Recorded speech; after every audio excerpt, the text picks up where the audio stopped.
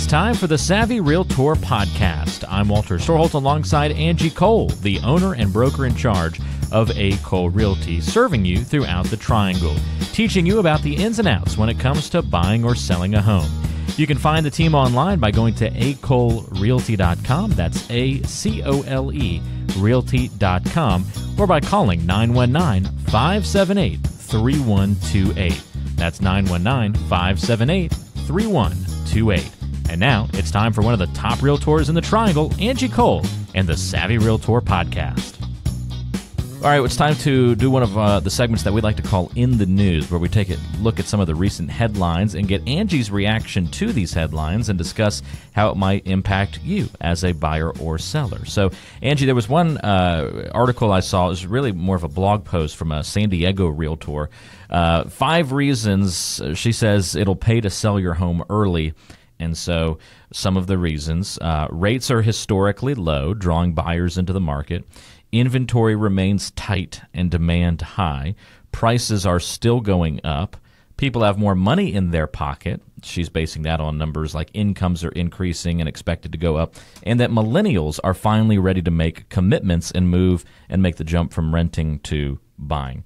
Your reactions on those 5 reasons, does it make sense for why an early time frame might be a good time to sell a home? So I agree with all 5 reasons. Starting off with rates are historically low, drawing more buyers into the market. You know, of course, the lower the mortgage payment, that's, a wonderful place to be in. So it's kind of a win-win for a seller because you get to sell your home at the top of the market, but also take advantage of the lower interest rates. Right. And I know we mentioned this, I believe, in our last show, but just a difference in a point of an interest rate, for example, on a $200,000 home, if the interest rate increases by 1 point, you then will only be able to afford a $180,000 home. So it's a difference in $20,000. So that's a big jump. Big jump. So taking advantage of the low interest rates, is huge. And that is, I feel like, driving more buyers into our market. Inventory remains tight and high demand. So, all about supply and demand. So we have less homes on the market, and we have a higher demand of buyers.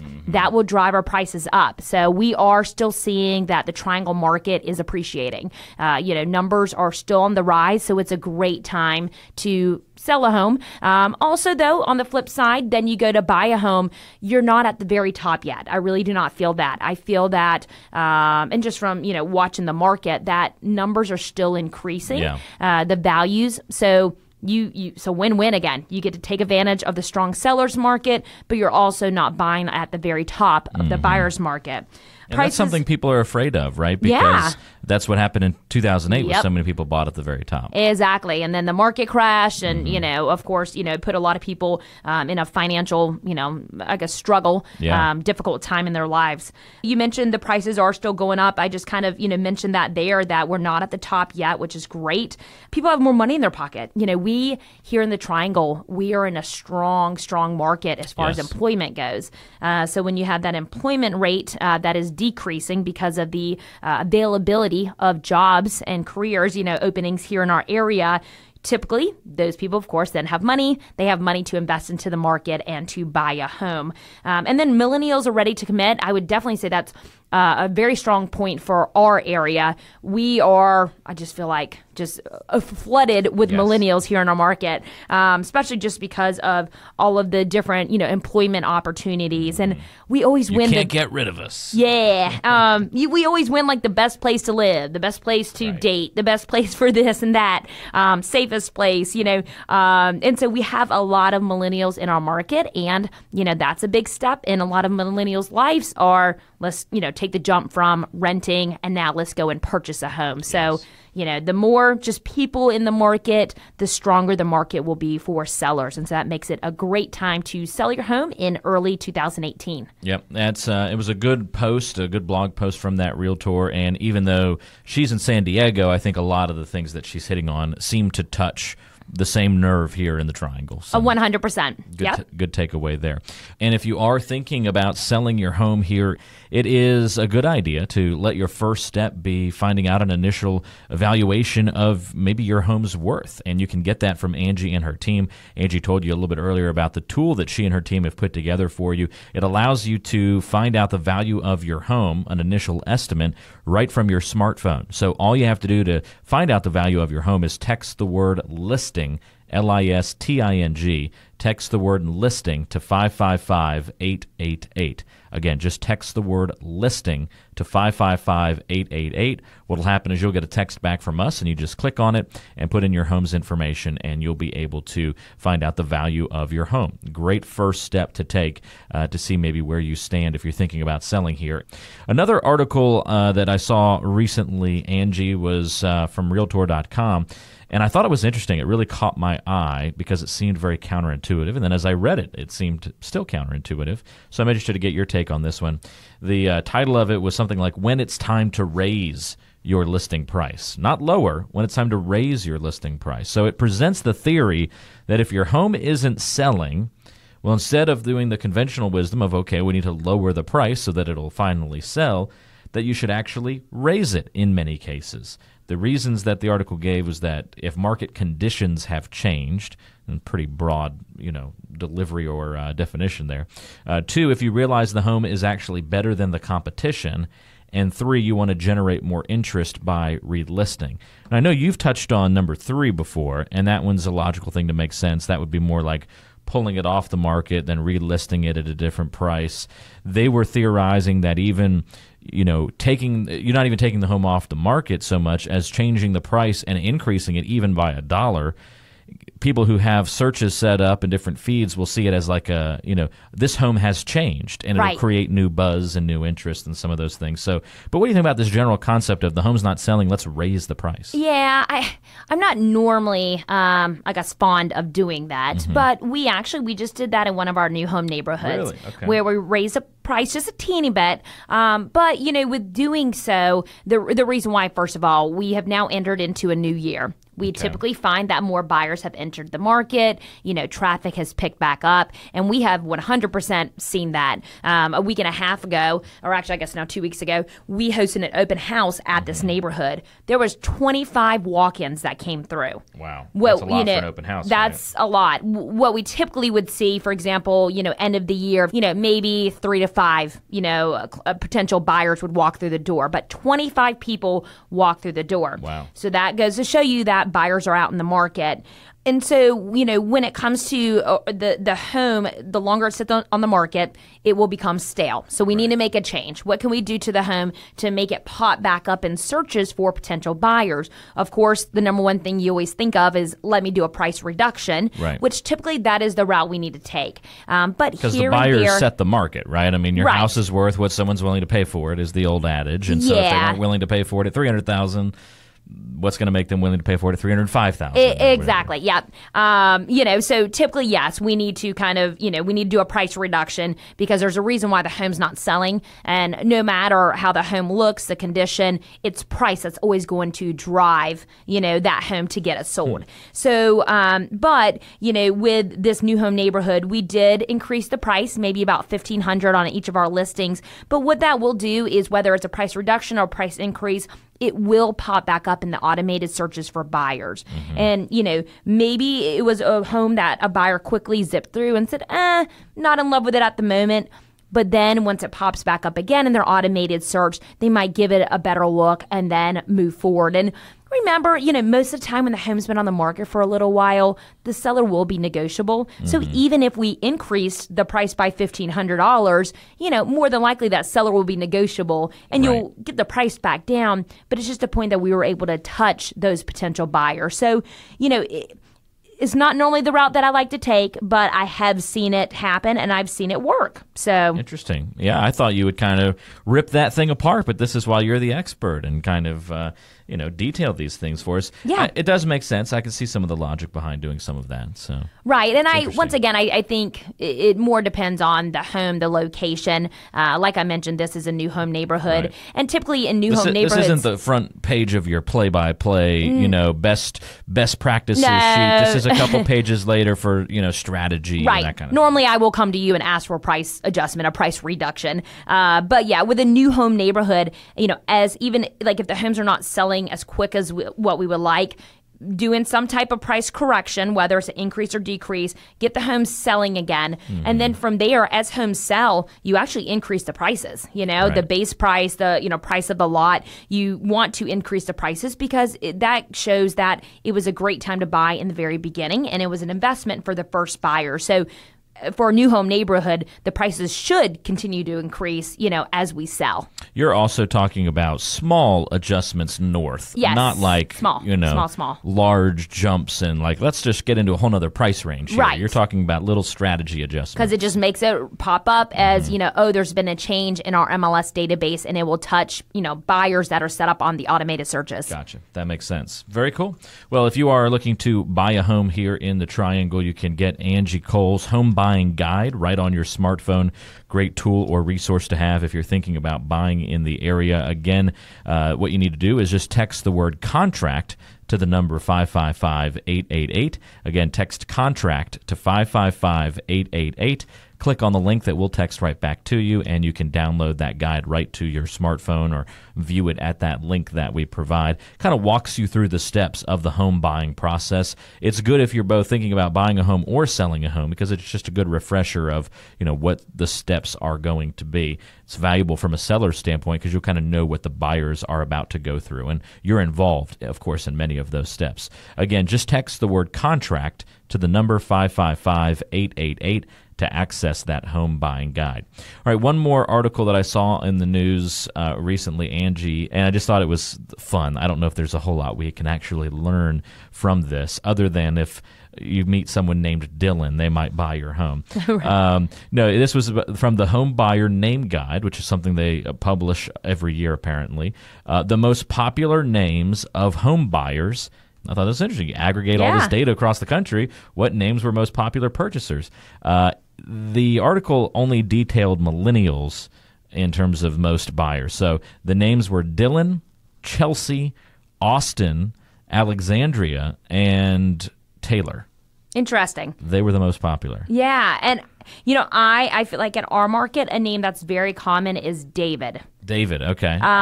Maybe it's common because David has been a very common name for a very long time, sure. And people are still naming their kids David. John, Mark. I mean, the biblical names are always going to be around. Right. Even on our team, there's 4 husbands named David. Okay. So of our agents, there's 4 Davids on our team. So it can be very confusing, or the husbands or names are Davids. But yeah, so I've come across David many times.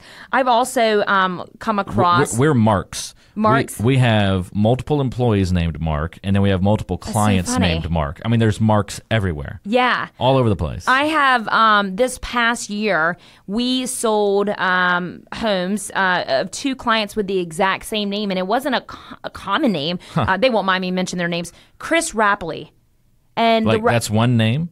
Chris, and then okay. last name Rapley. Interesting. Just kind of. But 2 people named that. Yeah, 2 of our clients this past year, they spelled their last name differently, but it was still pronounced the exact same. But okay. kind of uncommon, Chris, of course, is a common name, but the same last name. Yeah. And we, helped 2 people the exact same name, and so that was neat. How about that? Yeah. That's pretty cool. All right, well, can you guess what North Carolina's most popular name was? So they listed the... Is it a guy or girl?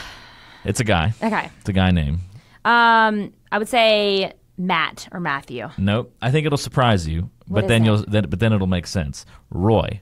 Roy was the most popular. Roy's kind of a country name. Well, think about North Carolina. Yeah. We do have a lot of, more rural areas. Yeah, so there's a lot of Roys out there. I know some Roys, so that makes sense. See, there you makes go. sense. That one was surprising, though. Yeah, that's not what I would have thought. And Yeah. I'm trying to think. I know, of course, we've worked with a Roy before, but definitely not a common name that we've worked with. Yeah. But that makes perfect sense. There's a lot of Roys out there apparently buying homes. At least they were in 2017. Don't know. Right. All the Roys have bought homes now, so they're 2018 will probably be a different See what's name. new. Exactly.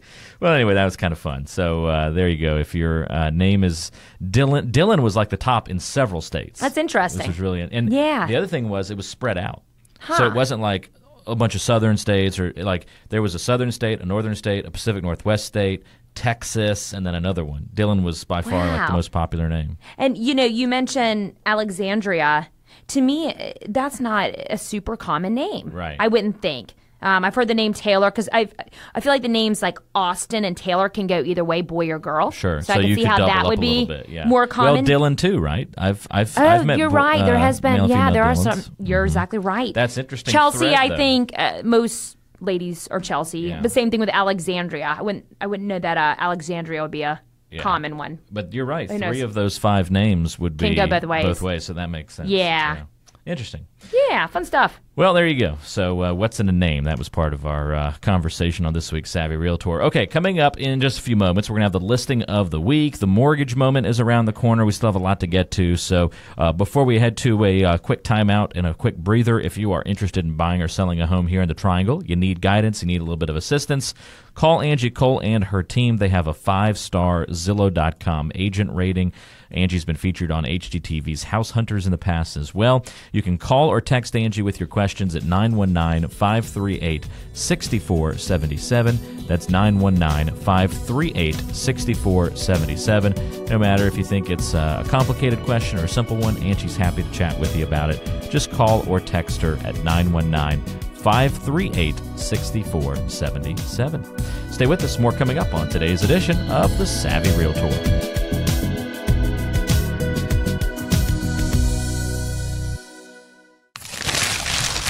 It's time for the mailbag. We want to hear from you. Jackie says, Angie, we're thinking about selling our home soon, but instead of buying an old home, we're thinking of building our own. What's there to know before embarking on that journey? Jackie, this is actually a very common question and kind of a goal that a lot of potential buyers have. I would say it can definitely be tougher just because of the limited amount of land that's available, especially depending on location. You mentioned you're in Cary. It's extremely hard to find some land in Cary. Most of the land is being bought up by builders who then will go and subdivide, and so that land is beyond expensive. So depending on the budget that you're trying to stay within, it might be tough to find that plot of land. Right. I do find though, if you can find that piece of land that's perfect for you, of course, when you're contracting out on your own, your expenses for building will be less for sure. But I tend to find that, most people, although their goal is to find land, build on their own, they end up going the route of working with a builder. So maybe someone who has a pre-sale opportunity, who has a home that's under construction, or an inventory home, just because, the idea of finding that land and the perfect piece of land, it's just really not out there, especially in our market. So when you say work with a builder, that would be at like a pre-designed site. Like they've already bought the land and they're building several new homes on that land. Right. Okay. And, there's so many different types of builders. There can be more of the mass builder, production builders. There can be the kind of semi-custom where they allow you to make some changes, and then custom, which is picking out, every single bell and whistle that goes into the home. But typically, yes, they already have the land to build on.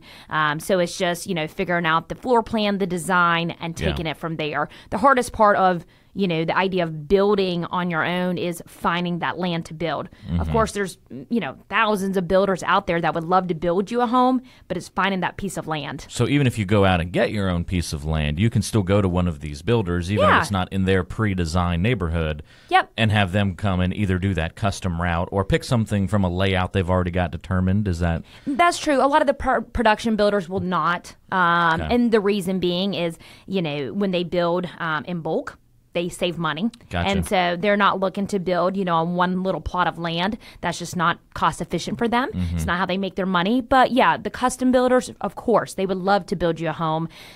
Some are willing to get the construction loan for you, where other builders will require you to obtain the construction loan. So there's different ways of working it. And is that something that you would still need a realtor for that whole process? Do you help shepherd people through, kind of A to B with, finding a builder and finding the land and the purchases and everything that goes along with it? I would highly suggest it. First of all, when it comes to finding the land, you need someone to do the paperwork, to negotiate for you, help you out with the search. And then even when it's going through, when you're going through the actual building process, I personally, I was in new home sales before for 3.5 years before I went into general brokerage. So I'm very, well versed as far as what happens throughout the construction process. And so I would know things to ask or to suggest you put in a home where it just probably wouldn't be at top of mind because you've never done this before. So I would definitely have a real estate agent to advise you through the process of building a home. Again, the number to call to reach Angie Cole, or you can text her if you have any questions about building a home, what that process looks like. 919-538-6477 is the number to call or text. That's 919-538-6477. One more follow-up to that, Angie. If you're looking to build your own home and kind of go through these different steps, would it make sense? You said land's really hard to find in Cary. Is it counterintuitive, or does it make sense to find a home that maybe has on the lot that you like, but where the home is maybe in disrepair or isn't very large, and you can, would it make sense to knock it down and build a new one? Yeah, that can be very common. I see, for example, around the North Hills area, there's, these homes that are, super old. They just have been, left there, no one maintaining them. Right. And people will buy these homes to tear down in order to build. Typically, when you go that route, though, just remember, you're going to be looking at a pretty excessive or extreme budget that you'll be working with, because you're still paying for the house. You are paying for the home, exactly. And I mean, I've seen, for example, around the North Hills area, tear down homes. I've seen them be around $500,000 just to tear down a home, and then you still need to pay for the cost of rebuilding a home. So that is definitely an option, but I tend to find that's going to be a higher budget. Gotcha. Okay, so if that's your last resort, if you've got to stay in Cary and those, your limit on your space, then that's certainly one thing. Now, if you're looking to move out of Cary, your options start to open up a little bit more in terms of land, right? Yeah, it is still really tough, though, I see, to find land. I mean, you really have to go in the outskirts, For example, I just took on 3 new lots in Selma, so, that's not close to Cary. Right. It's further out, but if that's what you're looking for, maybe a little bit further of a drive, you can get over that and you'd be okay with it. You've been listening to the Savvy Realtor Podcast. I'm Walter Storholt alongside Angie Cole. She's the owner and broker in charge of A. Cole Realty here in the Triangle. And if you have questions for Angie, we invite you to go online to acolerealty.com. Listen to past podcast episodes on the website, read the blog, and all the great information, including the option to find a home right there on the website. That's acolerealty.com. And you can also call Angie with your questions, 919-578-3128.